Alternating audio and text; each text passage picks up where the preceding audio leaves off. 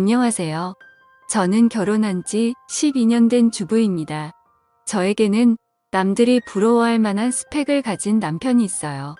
돈도 잘 벌고 인성도 좋아서 친구들은 제게 시집 잘 가서 부럽다는 이야기를 만날 때마다 하곤 했죠. 제 남편은 제가 봐도 정말 훌륭한 인성에 돈도 잘 벌고 저만 사랑해주는 만점짜리 신랑감입니다. 그런데 문제는 남편의 어머니예요. 남편과 결혼 후에 첫 6개월은 시어머니와 함께 살게 되었어요. 시어머니 집에서 얹혀 산 게 아니라 저희 신혼집에서 함께 살았습니다.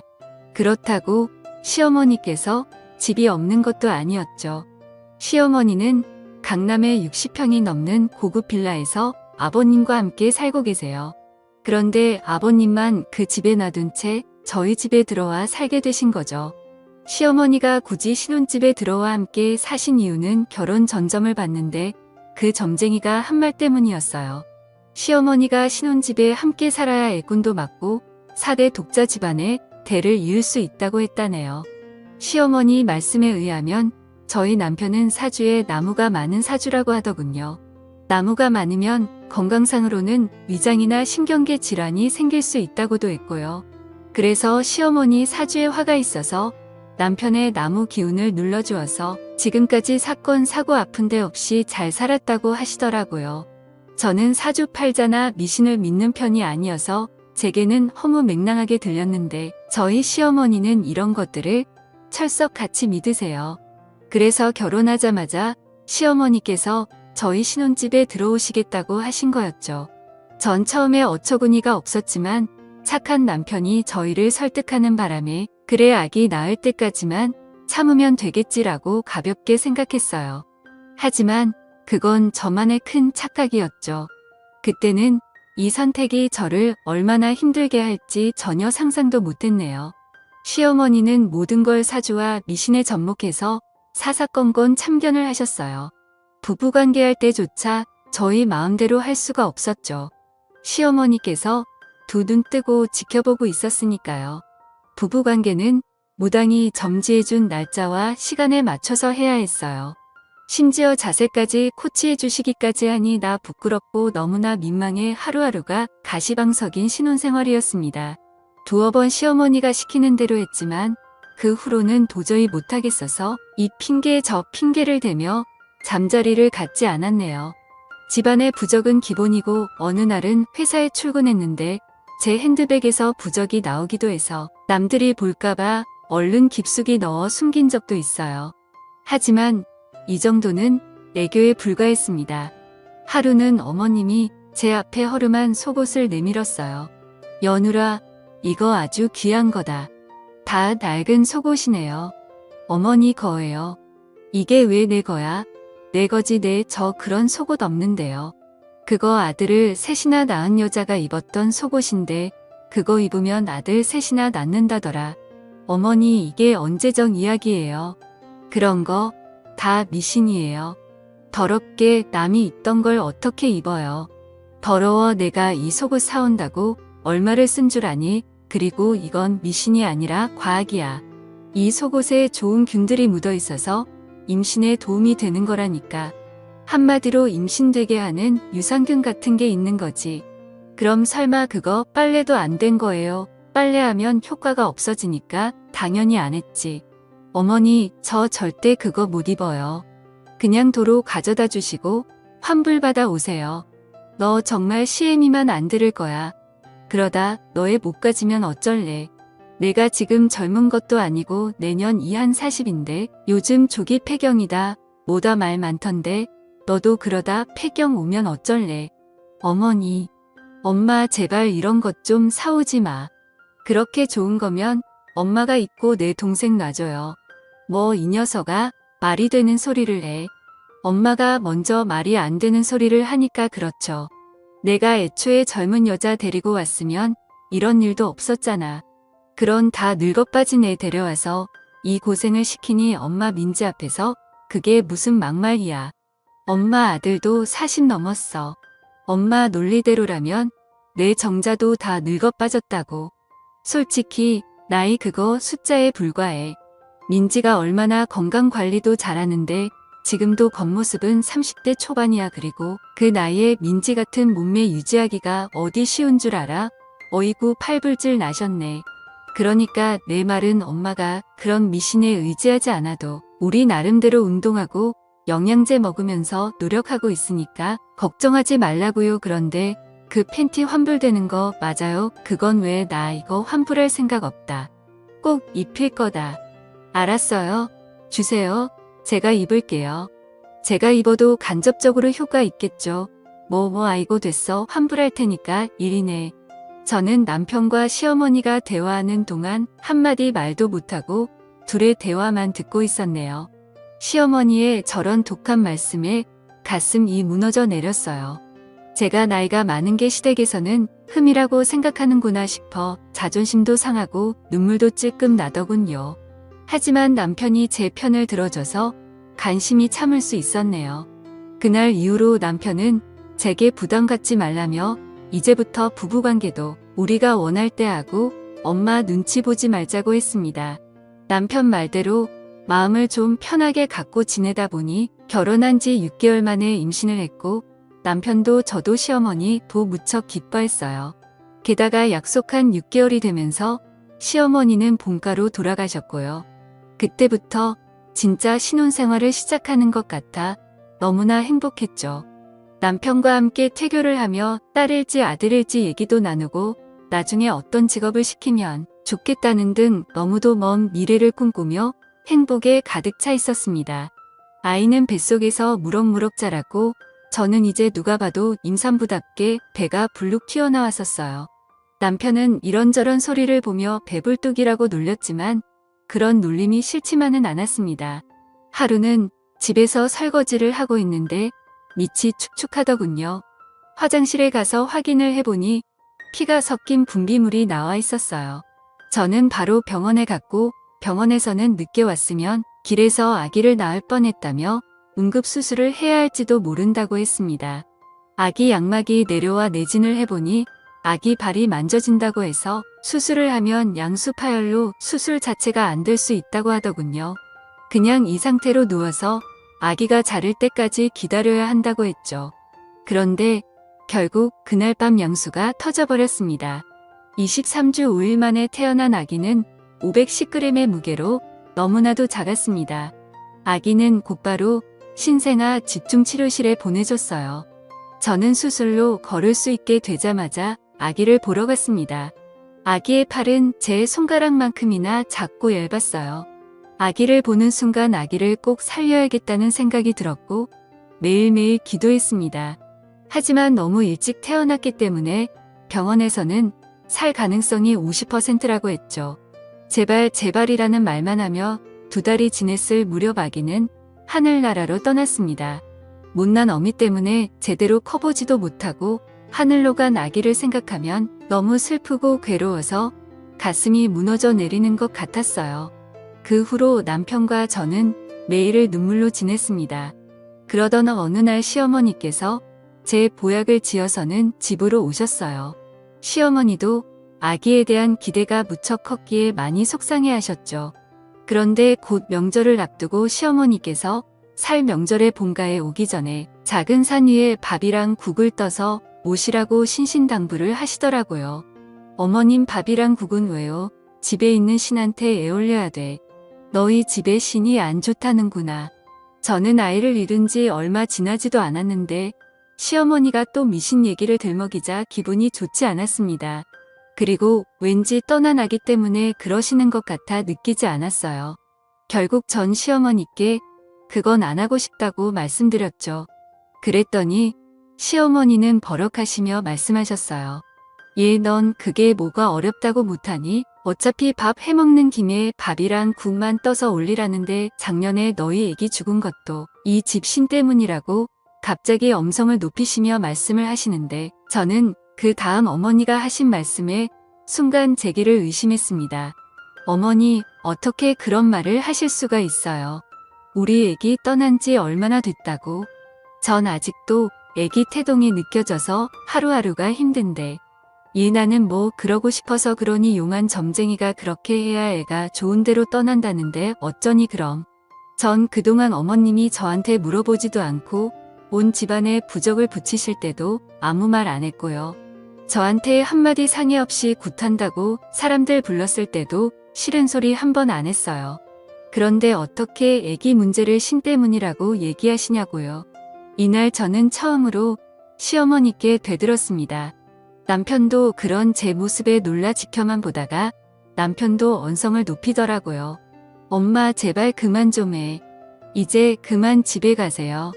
라며 어머니를 집 밖으로 내보냈습니다.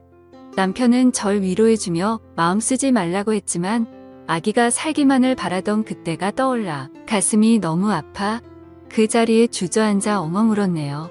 결국 남편과 둘이서만 설명제를 보내고 시어머니께 연락을 하지 않았어요. 어머님도 그런 죄가 심했는지 저에게 연락을 하지 않으셨죠. 그로부터 3개월 후 시어머니께 전화가 왔습니다. 냉전 후 처음으로 걸려온 전화였어요. 시어머니는 제게 그동안 잘 지냈냐며 물었고 저와 시어머니는 의미 없는 인사를 주고받았습니다. 저도 시어머니께 잘 지내셨냐고 여쭸는데 시어머니는 그 말을 기다렸다는 듯이 난 잘못 지냈다 하시더라고요. 저는 시어머니가 전화로 절 나무라 시려나 보다 했습니다. 그런데 전화가 끊어졌나 싶을 정도로 뜸을 들이시더라고요. 나 유방암이다. 이제 얼마 못 살 것 같구나. 지난주에 병원에서 정기 검진 받은 거 결과 듣고 왔어. 그런데 내가 암이라는구나. 어머니 그동안 마음고생이 얼마나 심하셨어요. 어머니 잘 치료받으시면 금방 나으실 거예요. 제가 잘 돌봐드릴 테니 너무 걱정하지 마세요. 그런데 몇 기 암이신 거예요? 유방암 2기라는데 수술해봐야 안다는구나. 수술 예약은 하셨어요? 내가 잘 아는 무당이 있는데 그 무당이 치료할 수 있다는구나. 네, 뭐라고요, 어머님? 암 치료를 왜 무당이 해요? 의사가 해야죠. 아주 용한 무당이라서 말기암인 사람들도 많이 찾아오는 그런 무당이래. 어머님, 제 남편도 알아요? 어머니, 암치료 무당한테 받는다는 거. 저는 시어머니와 전화를 끊고 남편에게 전화를 걸어 시어머니와 통화한 이야기를 모두 들려주었습니다. 시어머니가 무당한테 암치료를 받으려 한다는 말을 들은 신랑도 노인네가 암이 아니라 치매에 걸린 거라고 하며 활짝 뛰었어요. 시어머니는 병원은 안 가고 신당을 찾아다니며 수백 수천만 원을 쓰고 다니셨습니다. 워낙 평생 펑펑 써도 남을 만큼 돈이 많으신 시어머니셨기에 돈은 그리 큰 문제가 되지 않았어요. 하지만 하루하루 시어머니의 생명을 좀먹는 암을 빨리 치료해야 했기에 두고 볼 수만은 없었죠. 게다가 아버님한테 전화가 왔더군요. 너희 엄마가 미쳐도 단단히 미친 모양이다. 웬 젊은 여자를 만났는데 그 여자한테 홀딱 빠져서 그 젊은 여자 무당한테 암치료를 받고 있다는구나. 지금 너희 엄마 또 그 여자 만나러 나갔으니까 한번 따라가 봐. 나는 회사에 일이 생겨서 도저히 시간 낼 수가 없어. 부탁하마 아들아. 그러면서 주소를 하나 찍어주셨어요. 그 주소지를 향해 가보니 주차장에 시어머니의 차가 세워져 있더군요. 그리고 그 건물에서 시어머니를 찾을 수가 있었습니다. 그리고 곧이어 남편과 저는 시어머니께서 병원을 찾지 않으시는 이유를 알 수 있었어요. 그 이유를 알고 전 경악할 수밖에 없었죠. 시어머니가 누워있는 곳은 간판도 없는 이상한 건물의 한 침대 위였어요. 시어머니는 침샘이 누워 마사지를 받고 계셨습니다. 저와 남편은 시어머니가 마사지를 받으러 오신 거였구나 생각하며 집으로 돌아가려고 했어요. 아무래도 시아버지가 뭘 잘못 아셨나 보다 생각하며 나가려고 했죠. 그런데 그때 마사지사와 시어머니의 대화를 들었는데 경악을 금치 못했네요. 암치료 마사지 꾸준히 하시면 저절로 나으실 거예요. 어떠세요? 벌써 몸이 좀 가벼워진 것 같지 않으세요? 정말 그런 것 같네요. 가격이 좀 비싸긴 하지만 암치료만 된다면야 이 정도는 비싼 것도 아니죠. 그럼요. 암도 병원 가서 고치려면 1억 넘게 드는데 저희는 마사지 회당 300만 원밖에 안 되니까 엄청 싼 거죠. 대신 병원에는 절대 가시면 안 돼요. 마사지로 기의 흐름을 다 잡아놨는데 병원 가서 치료받으시면 지금까지 한 일들이 다 허사가 되거든요. 알겠어요. 꼭 명심할게요. 다음번엔 침술도 시작하겠습니다. 침술은 회당 1,000만 원인데 괜찮으시겠어요? 1,000만 원이요? 원래는 1,000만 원인데 우리 회원님은 마사지도 받고 계시니까 특별히 500만 원에 해드릴게요. 하루빨리 쾌차하셔야죠. 아유, 감사합니다. 이렇게 마음씨 좋으신 무당 선생님 만나서 제가 참 복받았네요. 저도 치료 열심히 받고 얼른 낫도록 할게요. 알고 보니 시어머니는 암치료라며 고액의 마사지를 받고 있었어요. 게다가 다음번엔 침술까지 한다니 이러다 사람 잡겠다 싶더라고요. 시어머니는 마사지를 모두 받고 집으로 돌아가셨고 남편과 저는 건물 계단에 숨어 있다가 다시 들어가 그 사기꾼 무당을 만나러 갔습니다. 남편은 화가 머리끝까지 나 있는 상태였죠. 잠깐 저 좀 보시죠. 누구시죠? 저 방금 당신이랑 있던 사람 아들입니다. 우리 엄마를 어떻게 꼬드긴 건지 모르겠지만 이게 사람이 할 짓입니까? 겁주는 말로 암 환자들 병원에 가서 치료도 못하게 하고 아무리 돈이 좋다지만 해도 너무하는 거 아니냐고요. 불쌍한 사람들 대상으로 사기나 치고 말이야. 당신 사기꾼으로 고소하기 전에 당장 우리 엄마한테서 떨어져. 뭐, 사기? 어따 대고 사기꾼이래. 그렇게 남편과 사기꾼이 실랑이를 벌리는데 갑자기 딸랑 소리와 함께 2명의 남자가 들어왔어요. 경찰입니다. 방무당 씨 당신을 불법 시술 및 살인죄로 체포합니다. 살인죄라니? 결국 침술로 사람을 죽였다는 말에 저와 남편은 너무 놀라 입이 다물어지지 않았어요.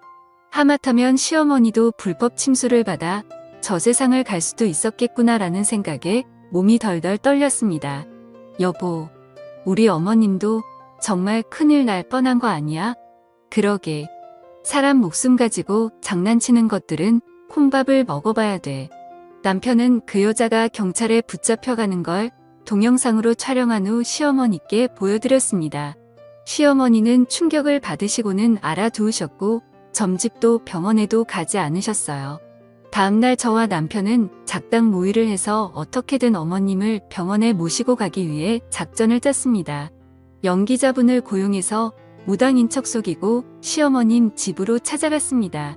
엄마, 아내가 진짜 용하다는 무당 데려왔어. 오늘 당장 구슬해야 된다고 해서. 고맙다, 며느라가. 내가 날 이렇게까지 생각해주는 줄 몰랐다. 몸져 누워있던 시어머니는 용한 무당이라는 소리에 언제 그랬냐는 듯이 일어나셨어요. 그날 무당은 구판을 벌였고 집에서는 방울소리가 울려 퍼졌습니다. 방울을 흔들고 제자리 뛰기를 연신하던 무당은 멈춰서더니 시어머니를 향해 한마디 했습니다. 너 지금 여기서 뭐 하는 거야? 마귀가 온 사방에서 내 몸에 달라붙었는데 당장 내가 말한 대로 안 하면 너 죄명에 못 살아. 제발 저 좀 살려주세요. 당장 이 집에서 동북쪽으로 5km 내에 있는 병원으로 가. 그리고 유시성을 가진 의사한테 가서 수술해 달라고 해. 그럼 무조건 살아. 내 말 알아들었어? 이 미련한 거자. 예, 알겠습니다. 아이고, 고맙습니다. 고맙습니다. 시어머니는 무당 앞에 엎드려 절하며 연신 고맙다는 말을 하고는 무당이 돌아간 후에 병원에 전화를 걸어 예약을 잡으셨습니다. 그 후로 그 병원에서 수술도 받고 치료도 하며 유방암을 이겨나가셨어요. 저는 시어머니 댁에 매일 들러 항암에 좋은 반찬들과 식사를 준비하고 저녁이면 신혼집으로 돌아오곤 했네요. 그러던 어느 날 시댁에서 상을 차리고 있는데 전화가 한 통 걸려왔습니다. 시어머니가 전화를 받으시더니 연신아이고 신령님 감사합니다. 라는 말을 반복하시더라고요. 그러더니 전화를 끊었습니다. 시어머니께 무슨 전화냐고 물으니 그때 부태주고 간 무당이 전화와서는 나보고 이제 다 나았다고 앞으로 몸에 좋은 것만 먹고 운동만 하면 오래 살 수 있다는구나. 그리고 앞으로 점집이나 무당 곁엔 월신도 하지 말라면서 신신당부를 하네. 내가 암에 걸린 것도 그런 게서 악기가 따라온 거라는데 이제 무서워서 점집에도 못 가겠구나. 암튼 내 덕에 내가 다 나았다. 정말 고맙다. 라고 했습니다.